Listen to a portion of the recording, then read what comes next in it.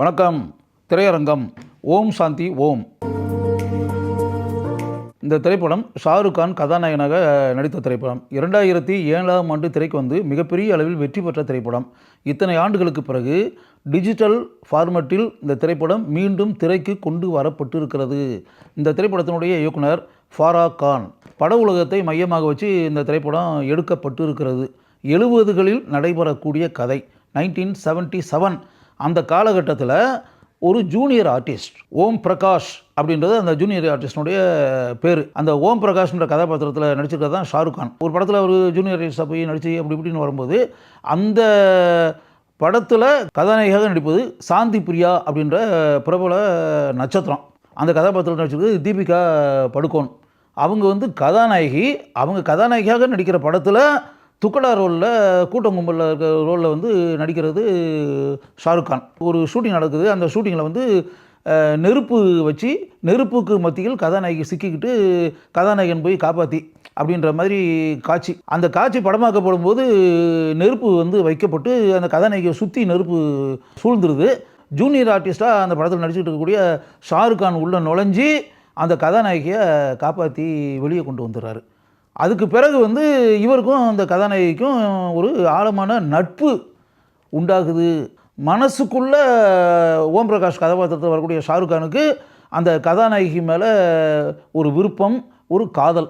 படப்பிடிப்பு தளத்தில் ஒரு ஸ்டுடியோவுக்குள்ளே அந்த படத்தினுடைய தயாரிப்பாளரான முகேஷ் மெஹ்ரா அப்படின்ற அந்த மனிதர் அவர் வந்து இந்த கதாநாயகியாக இருக்கக்கூடிய தீபிகா படுகோன் கிட்ட பேசிக்கிட்டு இருக்கக்கூடிய காட்சியை இவர் பார்க்குறாரு ஷாருக் கான். ஓம் பிரகாஷ் என்னென்னா ஒரு பத்திரிகையில் செய்தி வந்துடுது, இவங்க ரெண்டு பேருக்குள்ள நெருக்கமான உறவு இருக்குது அப்படின்ற பேட்டர்னில் வந்து பத்திரிகையில் ஏதோ செய்தி வந்து இவ கர்ப்பமாக இருந்து அப்படின்ற பேட்டர்னில் வந்து அவங்க ரெண்டு பேருக்குள்ளே சண்டை நடக்குது, வாக்குவாதம்.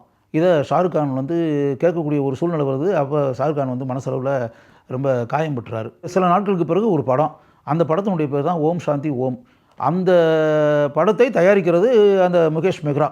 அதில் கதாநாயகி தான் தீபிகா படுகோன். அந்த காட்சி படமாக்குறதுக்காக மிகப்பெரிய செட்டு ஒன்று போட்டிருக்காரு. அந்த செட்டை வந்து காமிக்கணும் அப்படின்றதுக்காக, இப்போ நீ நடிக்க போகிற அப்படின்னா உனக்காக பாரு எவ்வளோ பெரிய செட்டை நான் போட்டிருக்கேன், இதுக்கு செலவு எவ்வளோ ஆகிருக்குன்னு பாரு, படத்தில் வந்து எக்ஸ்ட்ரானரியாக இது வரணும் அப்படின்றக்காக தான் இந்த செட்டை நான் போட்டிருக்கேன் அப்படி இப்படின்ற மாதிரிலாம் சொல்லி அந்த ப்ரொடியூசர் இருக்கார்ல அவர் வந்து வேறு ஒரு வசதியான கோடீஸ்வர பெண் ஒருத்தியை திருமணம் செய்கிறது அப்படின்னு சொல்லி முடிவு பண்ணியாச்சு. அப்போ இவளை இல்லாமல் ஆக்கணும் அப்படின்னு நினச்சி அந்த செட்டையே தீ வச்சு கொளுத்தி அந்த நெருப்புக்கு மத்தியில் அவள் இறந்து போகிற மாதிரி, அதாவது செட்டு தீ பிடிச்சிருச்சு, அதில் வந்து அவள் சிக்கி இறந்துட்டான்ற மாதிரி மற்றவங்க நம்பணும் அப்படின்ற மாதிரி இவரே நெருப்பு வச்சு அப்படிப்பட்ட காரியத்தை பண்ணுறாரு. இந்த விஷயம் ஷாருக் கானுக்கு தெரிஞ்சு ஷாருக் கான் வந்து அவளை எப்படியாவது காப்பாற்றணும் அப்படின்றக்காக முயற்சி பண்ணி என்னென்னமோ இதெல்லாம் பண்ணி வரும்போது இவருடைய அந்த தயாரிப்பாளருடைய ஆட்கள் அடியாட்கள் இருக்காங்களா, ஸ்டண்ட் பீப்புள், அவங்கள அனுப்பிவிட்டு இவரை கையை பிடிச்சி ஒரு மூலையில் போட்டு அந்த காரியத்தை செய்ய விடாமல் ஆக்கி அப்படின்ற ஒரு சம்பவம் நடந்துருது. அதில் வந்து நெருப்பில் சிக்கி தீபிகா படுகோன் இறந்துடுறாங்க. மருத்துவமனையில் அனுமதிக்கப்பட்டு அப்படின்போது ஷாருக் கான் கதாபாத்திரம் அந்த ஓம் பிரகாஷ் கதாபாத்திரம் இறந்துருது. இது வந்து middle of the film, interval block. 30 ஆண்டுகள் கடந்து ஓடிடுது. இந்த ஷாருக் கான் ஓம் கபூர் அப்படின்ற பேரில் வந்து பிறந்து இப்போ மறுபடி அவர் வாலிபனாக இருக்கிறாரு. சந்தியா அப்படின்ற பேரில் வந்து ஒரு பெண்ணை அவர் சந்திக்கக்கூடிய நிலை வருது. அந்த சந்தியான்ற பெண் வந்து தீபிகா படுகோனுடைய உருவ சாயல் இருக்குல்ல, அதே உருவம். இவங்க ரெண்டு பேருக்கு இடையில் மறுபடி காதல், அந்த பழைய ஞாபகங்கள் மனசுக்குள்ளே வந்துக்கிட்டே இருக்குது. இப்போ அந்த தயாரிப்பாளர் முகேஷ் மெஹ்ரா அவர் இருக்கார் நடுத்தர வயதை தாண்டிய மனிதனாக. சாந்தி பிரியா என்ற நடிகையினுடைய மரணத்துக்கு மூல காரணமாக இருக்கக்கூடிய இந்த மனிதனை உயிரோடு விட்டு வைக்கலாமா அப்படின்னு வரும்போது அதே செட்டில் எப்படி அவனுக்கு விபரீதமான ஒரு முடிவை ஷாருக் கான் கதாபாத்திரம் இப்போது தருகிறது. அதற்கு உடந்தையாக உதவியாக சந்தியா என்ற அந்த பெண் எப்படி இருக்கிறாள் அப்படின்றது ஒன்று. அதே மாதிரி இந்த காரியம் நடைபெறுவதற்கு இவர்களுக்கே தெரியாமல் சாந்தி பிரியா என்ற அந்த இறந்த நடிகையின் உருவம் எப்படி இந்த காரியத்தை நிறைவேற்றி விட்டு மறைந்து செல்கிறது அப்படின்றதையும் அந்த படத்தினுடைய உச்சக்கட்ட காட்சியில் நாம் காட்சிகளாக பார்க்கிறோம். ஓம் பிரகாஷ், ஓம் கபூர் அப்படின்ற அந்த 2 கதாபாத்திரங்கள், ஃபர்ஸ்ட் ஹாஃபில் ஒரு கதாபாத்திரம், செகண்ட் ஹாஃபில் ஒரு கதாபாத்திரம், அந்த 2 கதாபாத்திரங்களையும் ஷாருக் கான் வந்து நடிச்சிருக்காரு. எக்ஸ்ட்ரானரியாக பண்ணியிருக்காரு. தீபிகா படுகோன் படம் முழுக்க அருமையாக நடித்திருக்கிறார். அர்ஜுன் ராம்பால் இவர் தான் தயாரிப்பாளர் முகேஷ் மெஹ்ராவாக நடித்திருப்பவர். அந்த கதாபாத்திரத்துக்கு எந்த அளவிற்கு கொடூர தன்மையுடன் இருக்க வேண்டுமோ அதை அவர் நன்கு செய்திருக்கிறார். ஷாருக் கானுடைய தாயாக நடித்திருப்பவர் அருமையான நடிகையான கிரண் கேர். ஃபாரா கான் எழுதிய கதைக்கு மயூர்புரி அருமையாக உரையாடல்களை எழுதியிருக்கிறார். சிரீஷ் குந்தர் இவர்தான் இந்த திரைப்படத்தினுடைய பட தொகுப்பாளர். இந்த திரைப்படத்தினுடைய ஒளிப்பதிவாளர் நம்முடைய வி மணிகண்டன், தமிழகத்தைச் சேர்ந்த ஒரு ஒளிப்பதிவாளர். வட இந்தியாவிற்கு சென்று ஒரு ஷாருக் கான் திரைப்படத்தில் ஒளிப்பதிவாளராக தன்னுடைய திறமையை காட்டி இருக்கிறார் என்பது எந்த அளவிற்கு நாம் பெருமைப்பட வேண்டிய ஒரு விஷயம் என்பதை நீங்களே யோசித்து கொள்ளுங்கள். விஷால் சேகர் இவர்தான் இந்த திரைப்படத்தினுடைய இசையமைப்பாளர். பாடல்களுக்கான மெட்டுகளை இவர் அருமையாக அமைத்திருக்கிறார். இந்த திரைப்படத்தினுடைய பின்னணி இசையை அமைத்திருப்பவர் சந்தீப் சௌலா. பின்னணி இசை பாராட்டப்படக்கூடிய அளவிற்கு இருக்கிறது. இந்த திரைப்படத்தினுடைய கலை இயக்குனராக பணியாற்றியிருப்பவர் தேசிய விருதுகள் பலவற்றை பெற்றிருக்கக்கூடிய நம்முடைய சாபு சிரில். இந்த திரைப்படத்தில் இடம்பெற்றிருக்கக்கூடிய அனைத்து பாடல்களையும் அருமையாக எழுதியிருப்பவர் ஜாவித் அக்தார். இந்த திரைப்படத்தில் இடம்பெற்றிருக்கக்கூடிய தீவாங்கி தீவாங்கி என்ற பாடல் காட்சியில் இந்தி பட உலகில் இருக்கக்கூடிய 39 நட்சத்திரங்கள் இடம்பெற்றிருக்கார்கள்.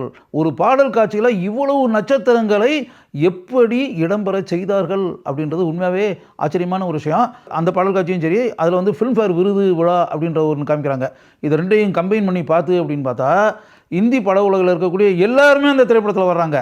அமிதாப் பச்சன்லேருந்து, தர்மேந்திராலேருந்து, ரிஷி கபூர்லேருந்து, அப்படியே ஐஸ்வர்யா ராய், ராணி முகர்ஜி, சஞ்சய் தட், சுபாஷ் கை, வித்யா பாலன், ஜிதேந்திரா, பிரியங்கா சோப்ரா, ஷில்பா ஷெட்டி, ஊர்மிளா, ஜூகி சாவ்லா, தபு, கோவிந்தா, மிதுன் சக்கரவர்த்தி, சுபாஷ் கை, பிரீத்தி ஜிந்தா, ரேகா, விவேக் ஒபராய், ஷபனா ஆஷ்மி, கரீனா கபூர், கபீர் பேடி, கரண் ஜோஹர், கவிதா கிருஷ்ணமூர்த்தி, மலைக்கா அரோரா, கஜோல், பப்பி லகரி, பிபாஷா பாசு, அபிஷேக் பச்சன், ரித்திக் ரோஷன், சஞ்சய் தத், கவிதா கிருஷ்ணமூர்த்தி, கரண் ஜோஹர், அக்ஷய் குமார், சல்மான் கான், இப்படி இந்தி பட உலகில் இருக்கக்கூடிய நட்சத்திரங்கள் அனைவருமே ஒரு திரைப்படத்தில் வர்றாங்க அப்படின்றது எவ்வளோ பெரிய விஷயம் யோசிச்சு பாருங்கள்.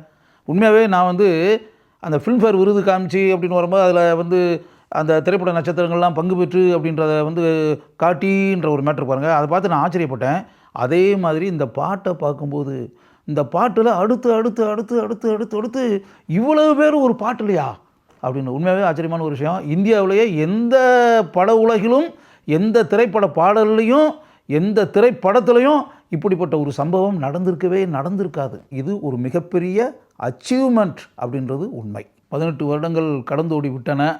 இத்தனை ஆண்டுகளுக்கு பிறகு ஓம் சாந்தி ஓம் திரைப்படத்தை பார்க்கும்போது கூட சிறிது கூட புதுமை மனம் மாறாமல் இருக்கிறது.